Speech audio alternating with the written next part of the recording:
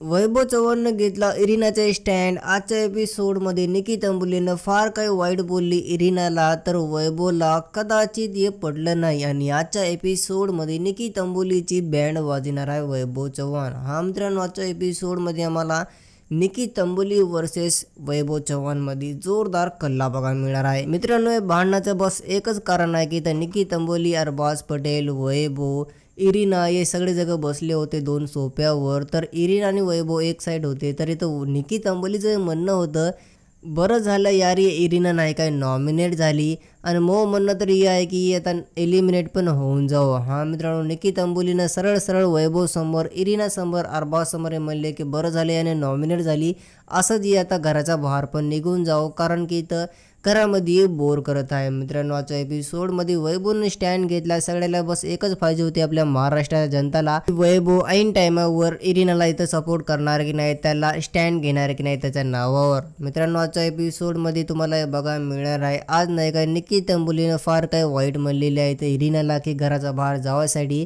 म्हणून मित्रांनो, आजच्या एपिसोडमध्ये वैभव नाही काय तर इरिनाच्या सपोर्टमध्ये आले, इरिनासाठी स्टँड घेतला आणि आजच्या एपिसोडमधली आपल्या टीम मेंबर याने की आपली खास दोस्त निकी तंबुलीची वाट लावली. निकीला वैभवने म्हणले की निकी तू लय जास्त वाले म्हणूक, आणि मी जसं तू म्हणालीस ना, आता मी अजिबात खपून नाही घेणार, कारण की तू खूप जास्त म्हणालीस, तू असं कसं म्हणू शकतोस. इथं वैभवनं पण सवाल उचलला आणि आजच्या एपिसोडमध्ये वैभवनं नाही काय निकी तंबोलीची बँड वाजवली.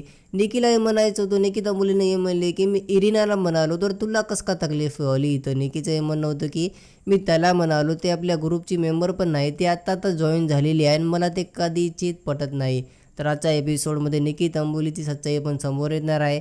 तुमचं जर काय म्हणणं आहे मला कॉमेंटमध्ये सांगू जा. वैभव तर जोरदार कल्ला करणार आहे.